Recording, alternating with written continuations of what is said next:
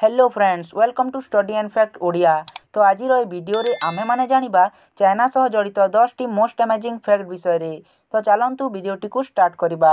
तो जो 10 number fact रही ताहा हेउची China is the most polluted country in the world. पृथ्वी रे प्रति वर्ष उत्पादन हेउथिबा कोइलार 50% केवल एका चीन ही शेष करि देथाए।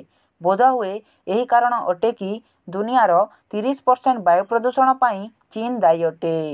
चाइनार कैपिटल सिटी बेजिंग रे दिने श्वासक्रिया नेबा अर्थ हेउची गोटे दिन रे 20 सिगारेट पीबा एवं एही कारण हेउची चाइना रे प्राय लोक माने मास्क पिंधिथिबार देखा जाई थांती। तापरे नेक्स्ट आसुची हमर 9 number fact China fake cigarette manufacture. China रे प्रति वर्ष प्राय 22 लाख कोटी सिगारेट पिया जाय थाए, जेउथिरु 4 लाख कोटी सिगारेट नकली डुप्लिकेट होइथाए। एही नकली सिगारेट विभिन्न प्रकार पोक कीट मानकर अंडा मनुष्यर वर्ज्य वस्तुरु तैयारी करा जाय थाए।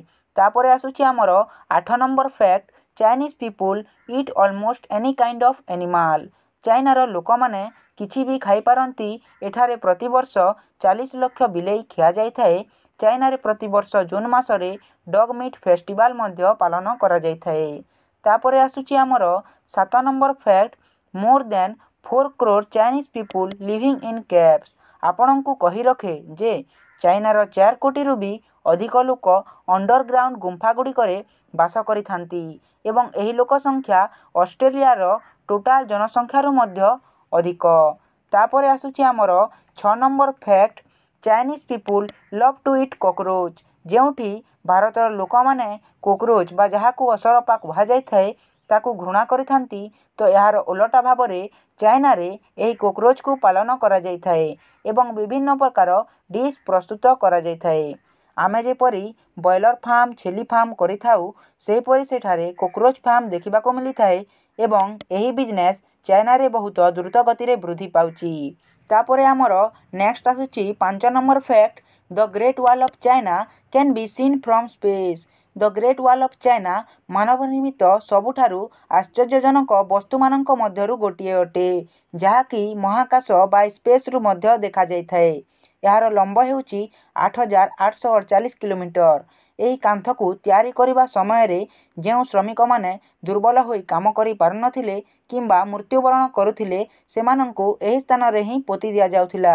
एही कांथकू तैयारी करिबा समय रे प्राय 3000 श्रमिकंकर जीवन जाइथिला बोली धारणा रहिछि। तापरे आसुची हमर 4 number fact Chinese is the most spoken language in the world. चाइनार नेशनल लैंग्वेज चाइनीज दुनिया रे सबुठु अधिक बोला जाउथिबा भाषा अटे। एही लिस्ट रे हिंदी भाषा स्पेनिश और इंग्लिश परे चतुर्थ स्थान रे रही अछि। तापरे रहिछि हमर 3 number fact China has highest percentage of atheist in the world.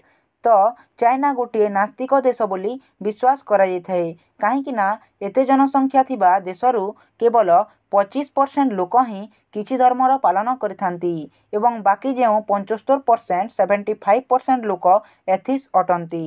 यार अर्थ हैला सेमाने कोनोसी धर्मर पालन करिनथांती।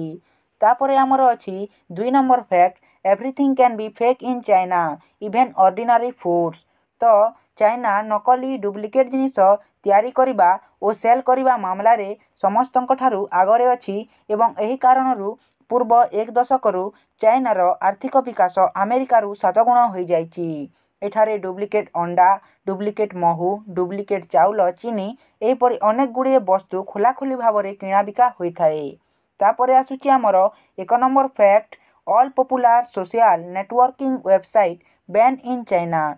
आपणଙ୍କୁ कही रखे जे चाइना रे फेसबुक, इंस्टाग्राम, ट्विटर भली सोशल नेटवर्किंग साइट बैन करा जायछि।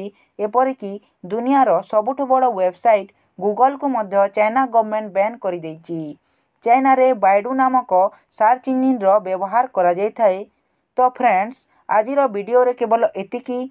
जदि वीडियोटी भल लागिछि ताहेले वीडियो गोटे लाइक शेयर एवं चैनल को सब्सक्राइब कर दियंतु, काहेकि ना एमिति इन्फॉर्मेटिव वीडियो आमे माने ए चैनल रे प्रतिदिन अपलोड करथाउ। एतिकी दूर ए वीडियो को देखिथिबारु बहुत बहुत धन्यवाद। Thank you for watching this video.